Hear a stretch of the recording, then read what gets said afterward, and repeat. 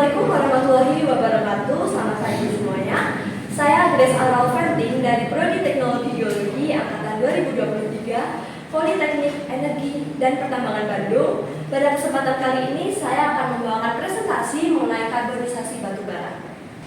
Nah, teman-teman, ketika saya menyatakan apa sih karbonisasi itu, pasti di pikiran kita terlintas, oh karbonisasi itu karbon berwarna hitam pekat setelah mengalami pembakaran dan akhirnya menjadi karbon yang penuh dengan kadar C. Nah, sebenarnya karbonisasi itu sendiri kurang lebih sama, memiliki pengertian yang sama dengan apa yang mungkin sekilas yang teman-teman pikirin, yakni karbonisasi sendiri memiliki pengertian di mana suatu pengubahan bahan baku yang melalui proses pembakaran lalu yang dilakukan pada ruangan yang tertutup, bisa dibilang minimal udara atau bahkan kedap dari oksigen, yang pada akhirnya akan menghasilkan suatu senyawa baru yang kaya akan karbon. Nah, kenapa sih karbonisasi ini sendiri harus dilakukan pada satu tempat yang kedap udara? Yang pertama yaitu untuk mencegah adanya pembakaran secara seluruhnya atau terbakar secara lengkap. Nah, karbonisasi itu sendiri kita bisa ketahui bahwa proses karbonisasi ini dilakukan di tempat yang tertutup atau yang kedap dari udara supaya proses pembakaran dari bahan organik dapat terlaksana secara sempurna. Apabila ada suatu kasus di mana terdapat celah yang memungkinkan udara dari luar masuk, maka hal itu berpotensi untuk menimbulkan suatu adanya ancaman di mana terjadinya pembakaran secara luas yang akan mengakibatkan munculnya gas-gas atau abu-abu yang tidak kita kehendaki. Yang kedua yaitu supaya proses karbonisasi berjalan dengan kontrol yang sudah ditetapkan sebelumnya.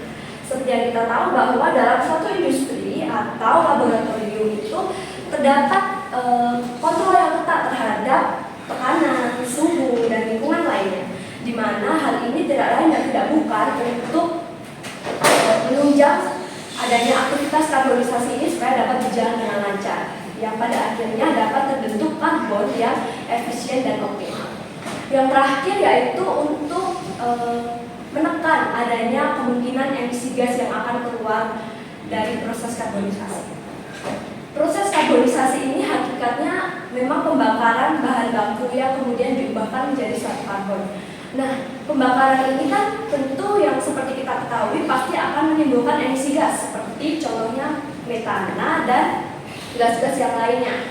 Nah, gas-gas ini dapat berbahaya bagi lingkungan, khususnya bagi atmosfer kita yang akan mungkin menimbulkan efek rumah kaca dan lain-lain.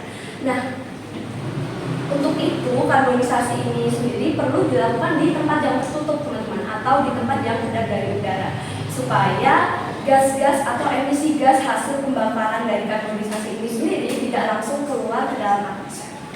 Next, kita akan masuk ke dalam proses karbonisasi dari batu bara ini sendiri. Proses karbonisasi ini awalnya tentu kita harus menyiapkan sampel batu bara. Nah, di sini saya mengambil contoh batu bara sebesar 50 gram. Lalu selanjutnya batu bara ini sendiri harus dilakukan pembakaran atau karbonisasi pada suhu 400 derajat Celcius secara konstan atau secara terus menerus mulai dari 1 jam, 3 jam, 6 jam. Ya, setelah itu akan secara kontinu akan mendapatkan treatment penambahan derajat kepanasan mulai dari 10 derajat per menit sama dengan temperatur lingkungan di sekitarnya sampai pada akhirnya menyentuh temperatur 400 derajat Celcius. Nah, terus di sini juga tercantum nih gas nitrogen dan oksigen sebagai gas inert.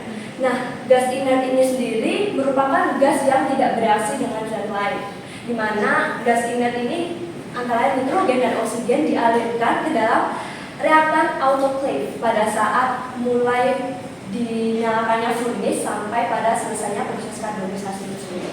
Dengan kecepatan aliran 80 ml per menit untuk nitrogen dan 10 ml per menit dengan secara konstan diaplikasikannya mulai dari 1 jam, 3 jam, lalu 6 jam bagi oksigen suntik. Kita masuk dalam apa sih peran kimia yang bekerja dalam proses karbonisasi batu bara ini sendiri. Yang pertama bisa kita lihat bahwa 1. Penghilangan zat volatil.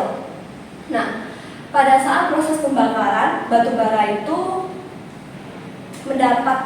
mengalami proses devolatilisasi atau suatu proses di mana zat-zat volatil antara lain air, hidrokarbon, dan lain-lain itu dilepaskan dari struktur batu bara.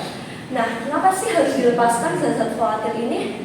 Perlu diketahui bahwa zat-zat volatil ini merupakan zat-zat yang aktif dalam proses pembakaran, di mana zat-zat volatil ini dapat memunculkan energi atau panas pada saat mengalami proses pembakaran, atau dalam kata lain itu mempercepat proses pembakaran. Nah, zat-zat volatil atau zat-zat terbang ini dipandang bukan hal yang baik dalam suatu karbon. Nah, justru suatu batu bara yang baik itu kaya akan karbon atau fixed karbon, di mana batu bara yang kaya akan fixed karbon itu justru akan lebih sulit terbakar dalam kata lain. Yang kedua yaitu pembentukan karbon. Nah, pada tahap pembentukan karbon ini sendiri terjadi proses pirolisis. Nah, apa sih pirolisis itu? For your information, pirolisis itu merupakan suatu proses di mana batu bara mengalami proses pengubahan menjadi senyawa-senyawa yang lebih sederhana akibat proses pembakaran atau karbonisasi ini sendiri yang dilakukan di tempat yang tertutup atau kedap udara. Nah, pada akhirnya akan menghasilkan produk akhir berupa karbon atau senyawa-senyawa lain yang padat dan memiliki struktur arang atau yang biasa kita sebut dengan kokas. Yang ketiga yaitu pengurangan kandungan heteroatom. Nah, heteroatom di sini kita sebut sulfur, Pak. Pengurangan kadar sulfur dalam proses pembakaran batu bara pada akhirnya akan dilepas menjadi gas sulfur dioksida. Nah, pengurangan sulfur ini diaplikasikan supaya batu bara nanti yang tercipta pada produk akhirnya merupakan batu bara yang berkualitas, kaya akan karbon bukan dengan zat terbang, dan juga batu bara yang tidak mencemari lingkungan. Nah, yang terakhir yaitu pengurangan kandungan air.